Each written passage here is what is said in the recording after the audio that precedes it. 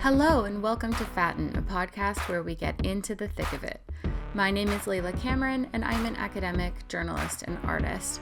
Most of my work revolves around body politics and fat liberation. This season we're exploring what it's like to be fat in Vancouver, a place often referred to as Canada's thinnest city.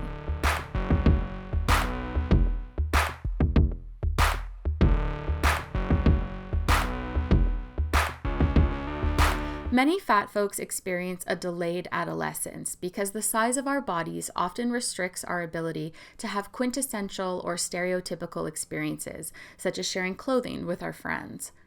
When I first moved to Vancouver, I remember seeing an event page for a fat clothing swap circulating on Facebook. I was intrigued by the idea as it was typically pretty hard to find plus-size clothing in secondhand stores. Often, plus-size clothes are either hoarded by the original owners for fear of being unable to find anything like it again, which is fair in a city like Vancouver where there's very limited options to buy clothes, or plus-size clothes are often bought by people who aren't plus-size but who want either an oversized fit or to tailor the item to fit their smaller bodies. I spoke with the organizer of these clothing swaps, Tillie King, to learn about not just what those events were like, but all of the political, social, and emotional considerations when it comes to sharing clothing. My name is Tillie King. I am fat, white, a colonial settler, genderqueer, queer as well. I live with chronic disabilities. I work in the not-for-profit sector, and maybe some other identities will come up. We'll deal with them when they do. For people who aren't familiar with what a clothing swap is, can you sort of briefly summarize what that looks like, what that entails, and what you could expect if you were attending a clothing swap? So a clothing swap is an opportunity for people to bring garments that no longer work for them and potentially leave with garments that do without a commercial transaction. So some clothing swaps, there is an attendance fee that usually covers the cost of the venue. And some clothing swaps are highly structured. Some of them, everyone has a designated space where they put out their items, and then there is a process for examining other people's items and then making an equivalent trade. Mine were a little bit more freeform, where we encouraged everyone to deposit their items on a table according to size, and then you go through according to size. I've also heard of swaps that are focused on, for example, young families, where it might not just be garments, it might also be, toys and newborn accoutrement and all these items that, babies need for about 24 months and then all of a sudden will never need again. I've heard of swaps including, books and albums and other objects too. That is a clothing swap. I think what to expect, I would say, bring anything you won't miss. Right? Bring anything, like just, if you need to do a Marie Kondo goodbye to it, excellent. Put it in a bag, bring some reusable objects, like reusable bags. Be open-minded to what you'll find. Can I ask you a little bit about how you identify with the word fat? Are there more layers to that, or what's your relationship with that word? So my experience with being fat or being labeled fat begins in childhood. So I'm one of those people. And of course it was weaponized against me. My body was policed, my food was policed by doctors. And so I kind of have a bit of a complicated relationship with it, but then when I was 20, so this is in 1999, I read the book Fat So. And I was like, oh, and so I had already been kind of cobbling together some positive self-esteem about my body to survive. To literally, like, it was literally if I feel this way about my body forever, that will be a very short life for me. So I need to figure out how to love myself. And then I was like, oh, there are other people out there who are also doing this, who can, show me support um, and things about that. I think I also probably encountered some body positivity through the Riot Girl movement in my teens. I'm pretty sure. And then I saw some amazing performers from Portland. They came up to Vancouver. They were doing some like queer burlesque shows. I don't think we even called it burlesque. I think it was just like queer shows where people got naked and did sexy things in the basement of various bars around the city and stuff like that. So I got to encounter more and more fat positive things. So I really embraced that as a descriptor for my body. And as my body has gone through ages and stages, and like the smallest I have ever been as an adult is kind of an in-betweenie. And my body settles into the space of, small to mid fat, and this is just where I live. And what I have found, which is interesting, is that every change my body goes through, right? Like whether it's ability or body size, and it can be like, I get a bit smaller for various reasons, or I get a bit bigger, or like my fat starts settling differently. Like I feel like I have to go through the whole process of being like, this is what my body looks like, this is how my body is, and recreating compassion and appreciation for my own body. So that's very complicated. And as somebody who loves clothing, like I've really recently realized how much of a passion that is for me.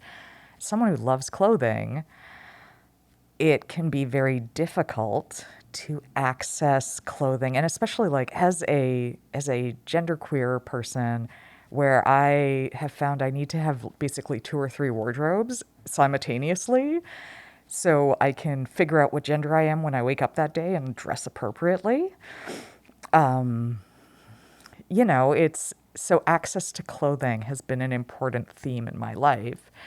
And probably about 15 years ago, I didn't have a lot of financial resources, and I heard about clothing swaps, but all the clothing swaps I saw through social media, I'm like, oh, my skinnier friends are throwing this, and it looks like a bunch of skinny people are showing there. So I'm not even going to bother showing up because I know I won't be able to really participate in this experience. And then I was just like, why don't I throw my own clothing swaps? I love hearing the origin story of folks who have an established relationship with the word fat, because I think it can be easy to forget that we all have that. We all have this origin story where at some point in our lives we were introduced to fat community and fat activism, or just all of these different sort of embodied, performances, usually through performance. And just how radical that shift is, that we can identify this shift in our minds and in our relationship with our bodies. And I think it serves to humanize folks like you to me, because I remember when I first moved to Vancouver, I saw your posts about clothing swaps online, and I can't remember where, because I don't know that the Top Secret Fat Club Facebook group existed at the time or not. But I'm wondering, can you tell me a bit more about like how that came about and what the early days of those clothing swaps look like? Because I remember being so, not mystified, but overwhelmed and impressed at the amount of thought and care that went into organizing these events. Because, like you say, clothing swaps are very much reliant on the bodies of those participating and the sizes of those participating. So, what was it like creating your first few clothing swaps? And what are some of the things that you had to consider in creating this new alternative space? So, as I said, my first few were organized about wanting a clothing swap where my body and body of people I knew socially, like my other friends, that we could show up and we could fully participate. And because I existed in a place of few financial resources, it was also very important to me that people could just show up, that you wouldn't have to pay an entry fee, that we wouldn't be putting down a bunch of money for a venue or anything. So I think the first few were actually held in a spare room at my mother's house. And my mother is very supportive of all the different creative ways I've chosen to express myself, which is really great. And, it wasn't great. It wasn't wheelchair accessible. And there were cats in the house, so there was allergy considerations. But it's still like we filled an entire room full of people and full of clothing. And I believe the clothing swaps tend to reflect the organizer. And so there was cheerful chaos, which is kind of my brand. And so that started happening. And I realized that I could continue doing this. And at the same time, I was learning a lot about disability justice and accessibility. And my chronic illnesses had already shown up, but they had not fully manifested in the way they do now. And I was also able to push through a lot of things through my internalized ableism at the time, which I am really working on that relationship with myself. So I was like, hey, it would be really great if this clothing swaps could be accessible to people with mobility differences. So I fortunately knew people who lived in co-ops, and co-ops, almost all of them that I know of, have a common or amenity room.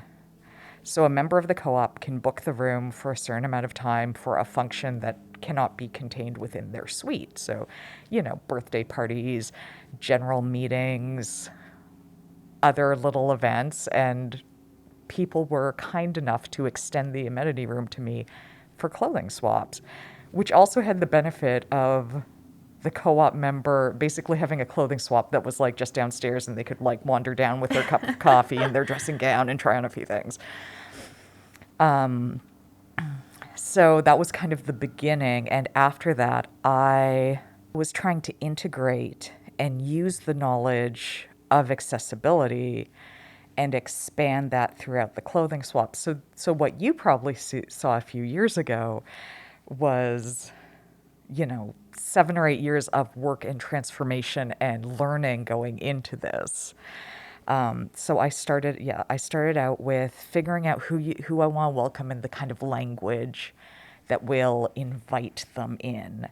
And that language continued to evolve. And, I'm sincerely hoping that, the language I'm using in 5 years will be more welcoming and inviting, and that can be, retrofitted into whatever document or clothing swaps that other people are running as culture continues to evolve to a more just thing. So I started with financial barriers, then I added mobility barriers. Then I realized that we really needed to decrease scent and allergy loads. So I started asking the people attending to do the labor of washing their garments before they brought them. Now I noticed that this is not easy for everyone, or it's not possible, or it's not financially accessible for everyone. So then other attendees started volunteering to let people do laundry at their houses, or they could drop it off with me and I would do laundry, because that's work that I actually enjoy. this was around the time that I really started focusing on plus size people, because it used to be plus size clothes would be highlighted and straight size clothes or smaller clothes would just go in the corner. And after a while, I was like, why am I even inviting people who can access other clothing slots? Like, why am I even allowing space for this? I'm just not going to bother anymore. This is not why people are showing up. And then there was a period of realizing that the swap was not as accessible for larger fats. So I kind of define this as people who have trouble accessing clothes in plus size retailers. And also anyone who's self-defined as that, because I don't feel like it's my business to police that identity in any way. So what we ended up creating was a larger fat only time. So I asked a friend to host this time because I didn't want to take up any space. I also didn't want to accidentally microaggress in that space. So it was only larger fats. And also during general swap hours, I asked people not to take clothing significantly larger than they needed with the intent to alter it down. After that, I realized that I could create a BIPOC only space. A friend of mine was interested in doing that with me, so she started hosting. We only had probably a couple years of swaps with that, but it sounded like it was a really fun time for people and really welcoming and really good. So I just, added that on and kept it. Other values that became more and more incorporated as time went on was being gender inclusive. I think at least for one swap, maybe two swaps, it was a fats and femmes swap. So really focused on queer femme identity. And I don't know why it shifted back at that point, but I think it was generally the feeling that we don't want to only center, AFAB people or people with a strong public femme identity, because who knows what identities people hold in their back pockets. And also, it has always been very difficult for me as a gender fluid person to organize clothes by gender. I'm like, I don't know who's going to wear this shirt. I don't know how this shirt is going to be interpreted by people encountering it. It's beyond me to even answer those questions in a really succinct way. So it's like, okay, we'll just organize everything by size, because size is a little bit more objective. People wear larger things, people wear smaller things. Everyone's got a different relationship to how they put clothes on their body, but it's a little bit more easy to define than the entire galaxy of gender. And then I realized, again, because this started from a place of financial accessibility, that the swaps were actually quite anti-capitalist. Because what we were doing, we were taking resources out of a capitalist stream and just redistributing them based on desire or need or who was in the room. And also, my practice, there was always leftover clothes. There was always so many leftover clothes, an overwhelming amount of leftover clothes. So I always had to ask people to help me redistribute the extras. And at first it was like, take it to any thrift store, they'll take it. And then it became, take it to certain thrift stores that are more aligned with anti-oppressive values. And then it became, why don't we just take these directly to nonprofit organizations that are going to redistribute the clothing directly? And as someone, as I said, I work in the nonprofit industry. And at the time I was working in the downtown east side. So it was very easy for me to know, these are the three organizations who are doing that right now. let's get in contact with them. Let's let them know that we're going to be dropping off a significant amount of donations, because just it's really actually quite inconvenient for any organization if you just dump a whole bunch of things on them, even if it's things they want and need. Like, warning is great so they can have adequate staff to receive and store and redistribute the objects. So this was all like, it's kind of like a pearl of access that I was building around this tiny little seed of like, more clothes would be good. Yeah, I think it's really interesting to see the progression of, well, not necessarily progression, the thought process that goes into events like this and how the boundaries or guidelines continue to expand. I'm curious if capitalism ever bled into the clothing swap space in the sense of the monetary value of goods that people brought. Like, were there ever any sort of sticky feelings that arose in terms of, I don't know, like tensions or animosity between attendees? And did everyone furthermore, how did people respond to all of these sort of guidelines when they entered the space? So I know that for some people, the model of kind of an open offer, like you're going to show up, you're going to openly offer your clothing, and it is purely up to chance about what you'll take home.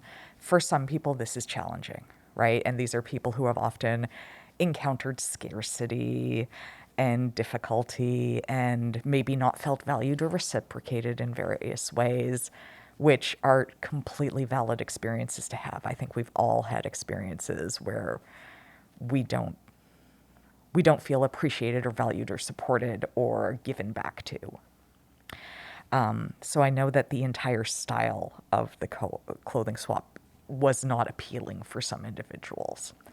And that is fine, because I believe that there can be a large amount of clothing swaps in a large amount of styles.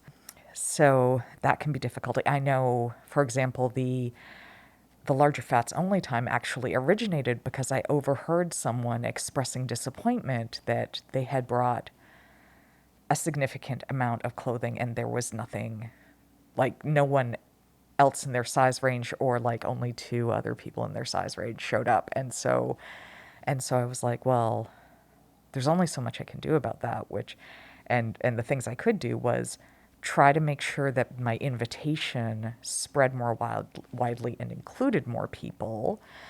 And at some point, I think by the time I did the last clothing swap, I was inviting like 120 individuals.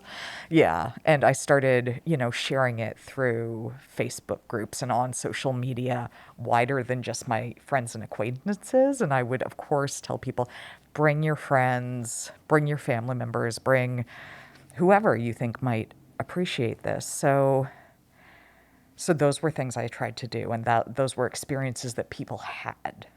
That there was, again, there's only so much I can mitigate, right? Like if someone shows up and they're like, hey, something big happened in my life and I have this big bag of almost new clothes and they're in really great shape and I've spent a lot of time and money collecting this.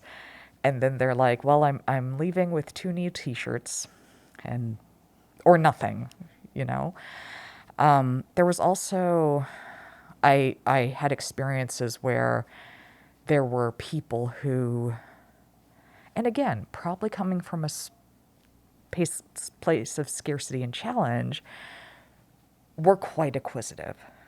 Like just grabbing things left, right, and center, and not really allowing people to have chances at other things, like not having things have the opportunity to be passed around and looked at by multiple people. And this is when I really noticed someone taking items that were significantly larger and being like, I'm just going to take this home and change it. And the bigger you get, the harder it is to get clothes. So it's a microaggression to take something larger with the intent of, I am going to take this in. So those were things I noticed. There's also the question of there were class tensions, and these were things that I never felt I had a really good solution for, to be perfectly honest. People would show up who didn't have a lot to quote unquote offer, and I would try to reassure people, it's fine, there's always tons of leftover clothes. There are so many clothes. I don't know what to do with all of these clothes. Please show up with an empty bag and you'll be fine. And sometimes those people didn't feel like they could return, or, you know, obviously we're struggling with a lot of emotions around this experience. I also noticed that there were some people who were, I would label them as middle class, I don't know what their experience is, who, again, would come and would take a lot of items, and, you know, like, I experienced a little judgment of them. So that's one thing that I would love to see those tensions resolved.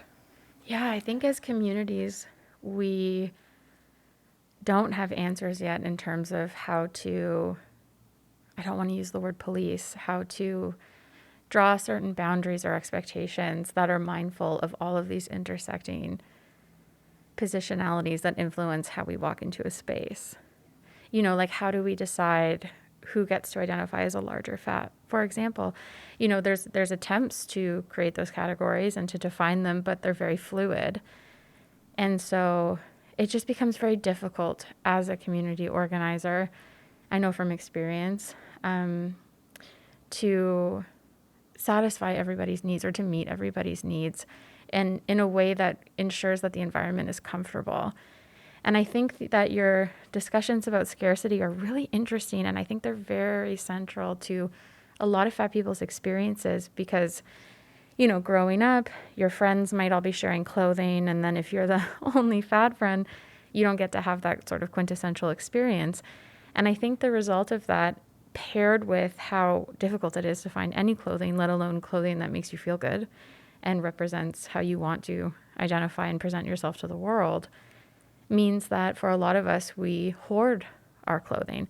If I think about what's in my closet right now, I would say 70% of it are items that I don't wear anymore and don't represent how I feel, or that I don't want to wear them, but I feel very anxious about the idea of letting them go, because A, they're expensive and they're hard to find, but B, well, I guess it's that difficulty to find them, right? Like, we search high and low for these items, so when we have them, we don't want to let them go. And I think that's what is so beautiful about the idea of a fat clothing swap, is not only are we getting to have that experience of trying on our friends' clothing, or, you know, there's people in the room, we get to try everything on. That's already a unique and special thing.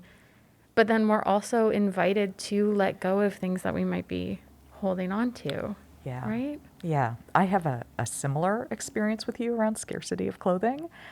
And one of the things that the swaps did for me, I mean, besides obviously augmenting my wardrobe significantly for 10 years, or it was more like 12, I don't even know how long I was doing this, was before every swap, I would get the opportunity to go through my closet, figure out what wasn't resonating, figure out what maybe no longer fit, figure out, you know, what I hadn't touched in a significant amount of time, and think of my friends visibly.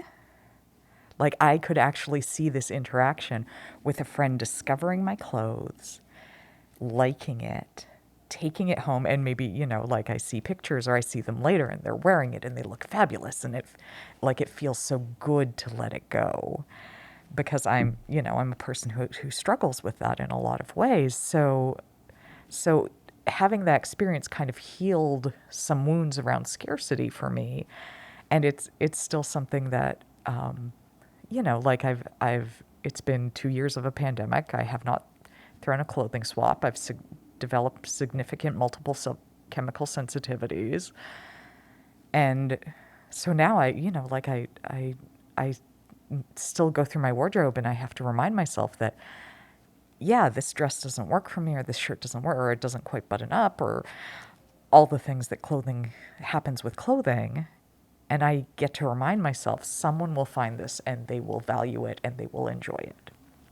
Yeah, and I think those spaces and experiences are very sacred. I also really admire the anti-capitalist approach of clothing swaps, because I think when we talk about fatness and fashion, often there's a lot of criticism that, fat folks are engaging with or consuming fast fashion, and and a lot of, response to that is, well, fat people don't really have a choice because there isn't really, ethical, quote unquote, ethical clothing companies that offer plus sizes. And so to be able to have a response to that dilemma, being fat clothing swaps, I think is very, very significant, because it does offer this, an opportunity for us to not only build community and come together and have these really lovely experiences, but also find a way to align our engagement with fashion with our politics. Because I think, at least for myself, that's been a huge tension for me is, I don't want to contribute to the destruction of our planet and all of these other things, while at the same time, I still want to, A, have clothing to wear when I leave my home, and B, I want to be able to present myself in the way that I would like to.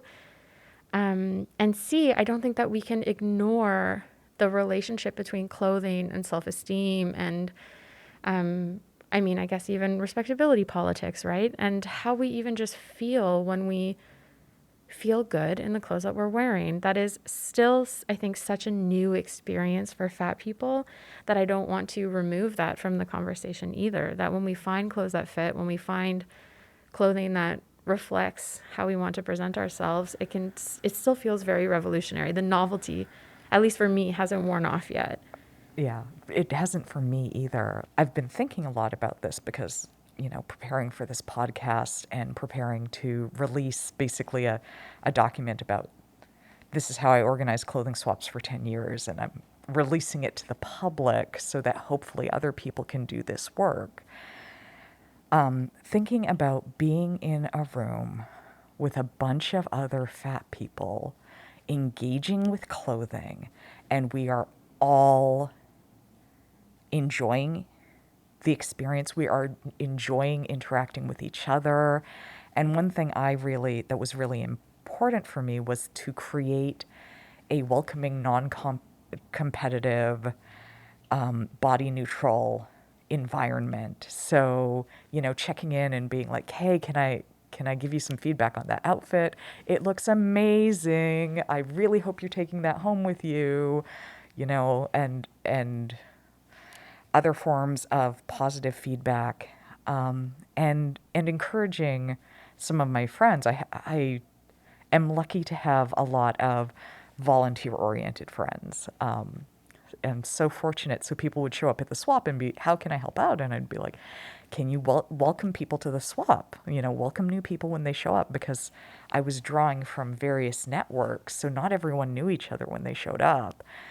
And also, hey, feel free to take someone's bag from them, because they don't need to spend time going through this bag of stuff they decide they don't need. They can spend their time at the table. That's great. And finally, spreading the attitude of, if someone puts something on and it's not working for them, the problem is the article of clothing, not the individual. The individual is always fine as they are. They're okay as they are. It doesn't matter if they are moving house. It doesn't matter if they just went through a bad breakup. It doesn't matter if their body has changed within the past 6 months. None of that is important. What it matters is, will this clothing enhance their life? Even if it's just like, oh, this is so warm and comfy, I want to wear this every day. That's perfect. That's great. If it makes you look like you are about to step out the door on a really fancy date, that is great. If it is a super functional garment that you can wear to your job every day, that is great. But, oh, that would look better on someone whose body was different. No, that's not cool. Like, let's not talk like that. You know, you're too big for that. Never, never okay. The garment is inadequate. Would there be a list of guidelines or suggestions for how to move through the space when people entered the clothing swaps? Well, I had this like long event description that would always be published, and I would ask people to read it every time because, as I said, things were constantly evolving. To be perfectly honest, the way that was usually mitigated was by me becoming very loud and shiny, right? Like I would be very loud, very outgoing, and people who had been to the swap, and something that reinforced the utility of the swaps for me is that people would show up at every swap. Sometimes even if they weren't there to swap clothing, they just show up to hang out. And so me and like a lot of core attendees kind of co-developed this ethos, and we would just model this behavior. And I could see that people wouldn't necessarily need the entire explanation of what we were doing, but they would respond positively. And that was really satisfying. If you had to describe the energy in that space in just a few words, how would you try to encapsulate those moments? Friendly, cheerful, positive, and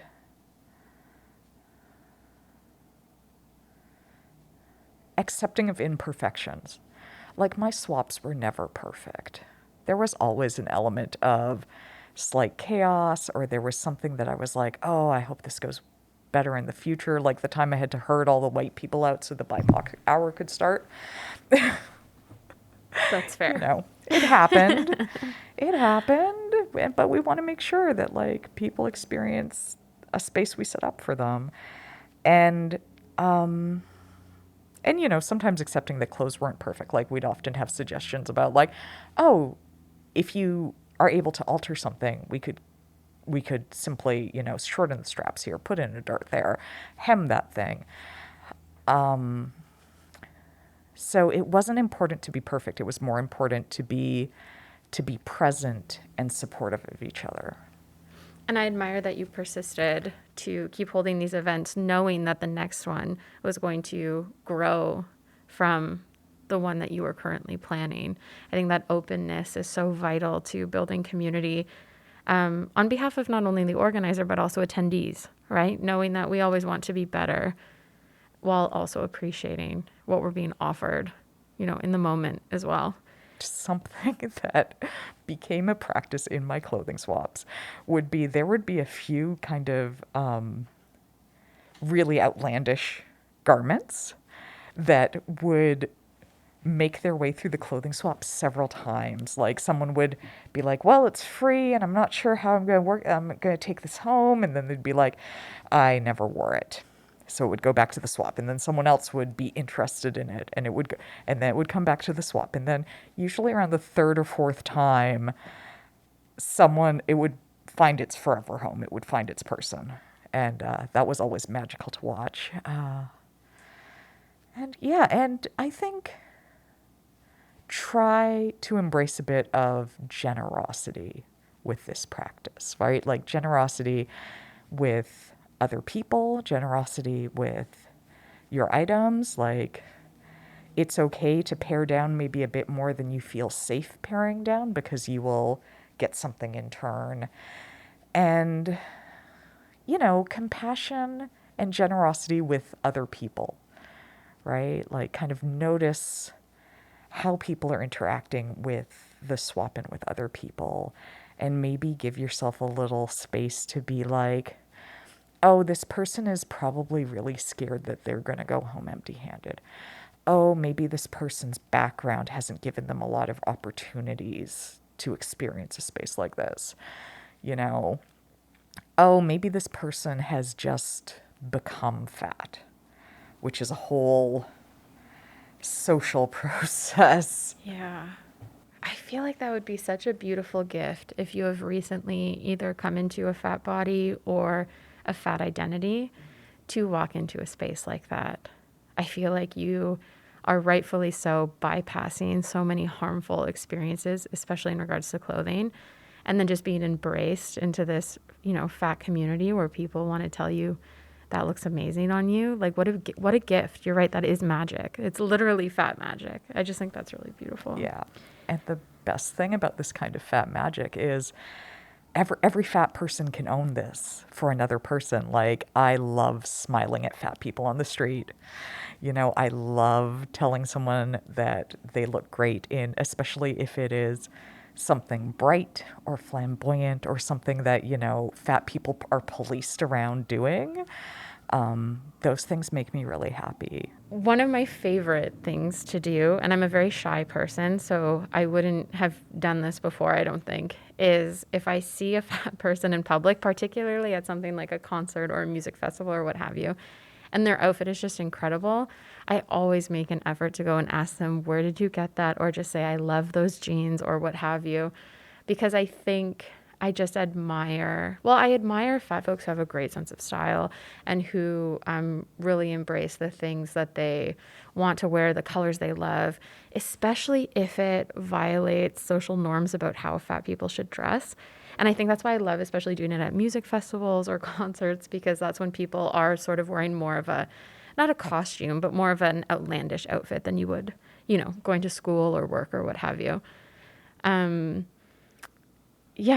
Yeah, and I love that story of the traveling pieces as well, especially the more outrageous ones. I just think that's also, it represents the magic of the space too, moving through community and how the magic can bleed out even when the swap is over, until the next one. It almost like carries the magic full circle. So I love that.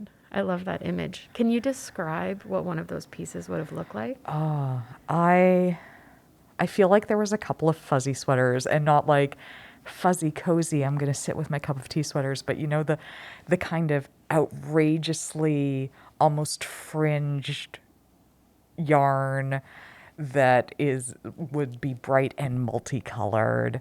There were definitely like a few kind of party dresses that rotated through the swap a bit, which was good. And, it was always fun seeing someone wearing one of those garments, right? In fact, getting dressed today, I am wearing a black denim mini skirt that was cobbled together from a pair of old jeans. And it actually, it's a skirt I will often wear to events, and I have embroidered the back pocket, and it's one of the ones that makes me connected to my power, my sexuality, my body, community service in an odd tangential way. And so it feels really good that I'm like, oh, I am literally wearing the swap today. Oh, I love that. I'm glad you chose that outfit. You've mentioned a few times this document that you've been working on and you want to share so that folks can build on all of the knowledge that you've developed in terms of how to host a clothing swap. Can you tell me a bit more about what that document is going to look like and where folks could find it? So the document will be currently, the vision is to create a Google Doc that anyone can view with the link. And I'll be sharing that with you, and I will be distributing it with social media. And at first it was a how-to document, but it is somewhat evolved into, these are the choices that I made, and here is why they were made. So a bit of a peeling back, as I described some of these layers around, this is why there's no entry fee. This is why it's important that it's wheelchair accessible. This is important why you might consider creating a BIPOC only space or a larger fat only space. And this is why, you probably want to consider having it a gender inclusive swap. And here's a really easy way to do it. Also, one of my friends pointed out that not sorting items by gender actually reduces some of your workload. I love things like that. Yeah. Yeah. And so I wanted to give it out to people because at first my thought was, oh, I can no longer host the swap. Other people can create this kind of swap as well. And then I realized that I want to live in a world where people have more choices. So this is simply kind of outlining some choices to potentially make around a swap so that you can really create your own swap that serves your own community or your own circumstances or your own values. I love that. I'm excited for it to come out. Thank you. I think it's really important to take some time to zero in on your values. Why are you doing this? What is important to create in the world? And when you know those things, when you know that, hey, I want it to be really accessible and I want it to be friendly and expansive, then it actually makes it really easy to make a lot of decisions going forward. Because then when you are presented with a choice, you're like, okay, what are my values? And chances are your values will lead you to the correct course of action. And so whatever form of community organizing you do, like a clothing swap is like a big piece of work. It's got a lot of energy output. It's for people who want to be really outgoing in the world. There are so many ways of making the world a better place. And if you remain rooted in your values, your choices and your work will become easier. What would you suggest to non-fat folks in terms of how they can contribute to this community work? How can they make the issue of access to clothing or these experiences for fat people, what can they do to contribute to this work? Stop taking our clothes and making them smaller. That's the first thing. Like, really, if only you do that and talk to your friends about why by doing that you're taking clothing away from people who have a hard time finding clothing, like, that's number one. You could just do that and that would be great. Another thing is, if you're like, clothing swaps, I want to do a clothing swap. How do I do a way to make your clothing swap fat inclusive is invite fat people. Make it clear that this is a fat inclusive swap. At that point, you might want to post some guidelines about here's how to interact with people in a body neutral way and how to give people body neutral compliments and how to treat clothing. Clothing doesn't have feelings. People have feelings. We want to preserve one of those. Maybe even consider talking to your fat friends and say, can I, do the groundwork of finding a venue, setting up the space, posting a bunch of posters, taking away items at the end so you can have a clothing swap. Doing service to other communities is always possible. And this might mean that you do an hour of setup work, you go out for like 2 or 3 hours and take yourself away from that space so that you don't accidentally, bring some internalized fat phobia into the space with you. One story that I feel really demonstrates thin privilege was at clothing swaps where I was still allowing people to bring straight size stuff. So our process was like there would be tables for all sorts of sizes and then there would be like a pile in the back corner for everything smaller than an extra large. And this person brought their thin partner with them. And at the end of the swap, they were helping, clean up and put things away. And the thin partner was like, man, this kind of sucked for me because there was just like this little thing in the corner and I couldn't find anything that suited me. And there was just this moment of silence. And then I was like, do you realize that's what shopping is like for us all the time. And I could see her partner kind of like nodding. And I was like, okay, great. We have taught one person one thing today. I love that. The politics of mixed weight couples too, I think that's an interesting, like what a great experience for them to be able to go into that space together and have that learning opportunity where they're confronted with, the reality for everyone else in the room. Right. And really not just being told this as a story, but like experiencing it viscerally. But there's, talk to your fat friends and say, hey, I'm organizing a clothing swap. What would it take for you to feel comfortable showing up to my clothing swap? And separating your ego from their answers, right? Like what they say about the clothing swap has nothing to do with you as a person. It has to do with years of experience being micro or macro aggressed constantly. And so some of their feedback might be difficult to handle, but, it'll be useful information. Thank you for that. I appreciate your thoughtful response. If people wanted to connect with you, is there a way to connect with you? I am really not sure what my next phase of community organizing will look like. I have a very unique name. I'm easy to find on social media, so I think just connect with me on social media.